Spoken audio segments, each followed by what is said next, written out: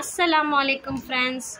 இன்றைக்கி நாங்கள் மோத்திச்சூர் லட்டு எப்படி செய்யலான்னு சொல்லி இந்த ரெசிபி பார்க்கலாமா? வாங்க வீடியோக்குள்ளே போகலாம். இப்போ மோத்திச்சூர் லட்டு செய்கிறதுக்கு நான் 1 கப் அளவு கடலை மாவு எடுத்திருக்கேன்.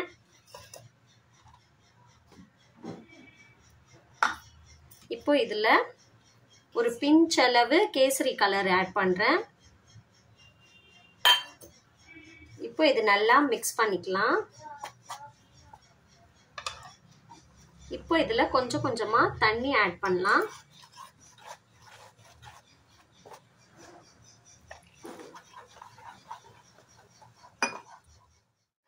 கொஞ்சம் கொஞ்சமாக தண்ணி ஆட் பண்ணி லிக்விட் மாதிரி நாங்கள் மிக்சர் ரெடி பண்ணிடலாம்.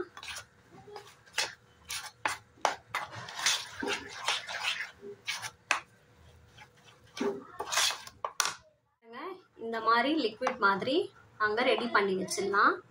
இப்போ ஒரு கடாயில் ஆயில் சூடு பண்ணிடலாம். நான் ஆயில் சூடு பண்ண வச்சுருக்கேன். ஆயில் சூடாயிடுச்சான்னு சொல்லி செக் பண்ணுறது கொஞ்சமாக இதில் ட்ராப்பாக ஊற்றிருக்கேன். இப்போ இதில் பபிள்ஸ் வந்துருச்சு. நாங்கள் இந்த மாதிரி ஒரு கரண்டி எடுத்துக்கலாம். இதுலேயே நாங்கள் கொஞ்சம் கொஞ்சமாக மாவு ஊற்றிடலாம். ஊற்றிட்டு இந்த மாதிரி மிக்ஸ் பண்ணிகிட்டே இருங்க, சுற்றிட்டே இருங்க.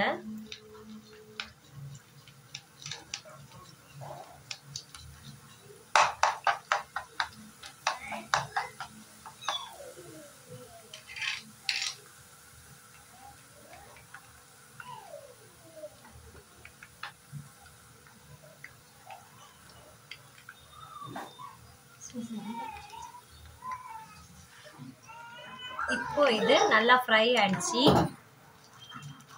இது கொஞ்சம் கொஞ்சமாக எடுத்துக்கலாம். டிஷ்யூ பேப்பரில் போட்டு வச்சுக்கலாம்.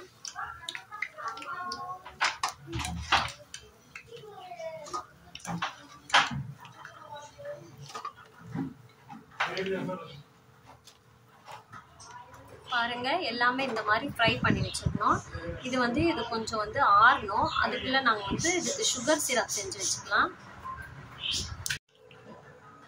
இப்போ 1 கப் மாவுக்கு 1 கப் சுகர் ஆட் பண்ணிக்கிறேன்.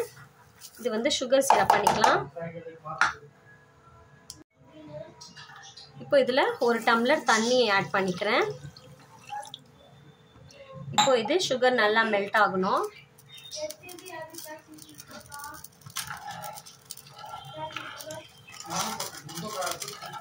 இப்போ இதுலேயும் நான் கொஞ்சம் ரெட் ஃபுட் கலர் ஆட் பண்ணுறேன். அதுக்கப்புறமா கொஞ்சமாக ஏலக்காய் தூள் ஆட் பண்ணி இது நல்லா பாயில் ஆகணும். ஒரு கம்பி பதம் வர வரைக்கும் பாயில் ஆகணும்.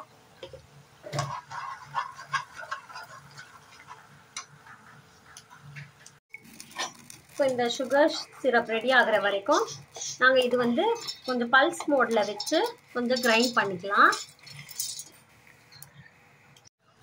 இப்போ இது நல்லா திக்காயிடுச்சு. ஒரு கம்பி பதம் வந்துருச்சு. இப்போ அரைச்சி வச்ச அந்த பூந்தி சேர்த்துக்கலாம். சேர்த்துட்டு நல்லா கிளறிட்டு கொஞ்சம் நேரம் குக் பண்ணலாங்க. இந்த மாதிரி இதில் போட்டு ஒரு 2 மினிட்ஸ் குக் பண்ணிடலாம். குக் பண்ணிவிட்டு கொஞ்ச நேரம் இது மூடி வச்சிடலாம். ஒரு 10 மினிட்ஸ்க்கு மூடி வச்சிடலாம்.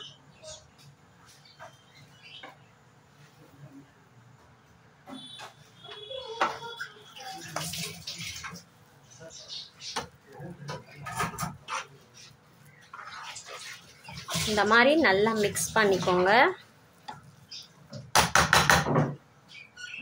இப்போ இது மூடி வச்சிடலாம் ஒரு 10 மினிட்ஸு. கொஞ்சமாக நெய் ஆட் பண்ணிக்கலாம். நெய் ஆட் பண்ணிவிட்டு ஒரு வாட்டி மிக்ஸ் பண்ணிக்கலாம் நல்லா.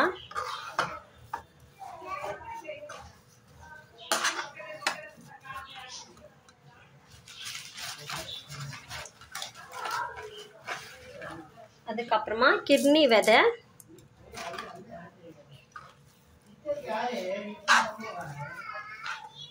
போட்டு மிக்ஸ் பண்ணிக்கலாம்.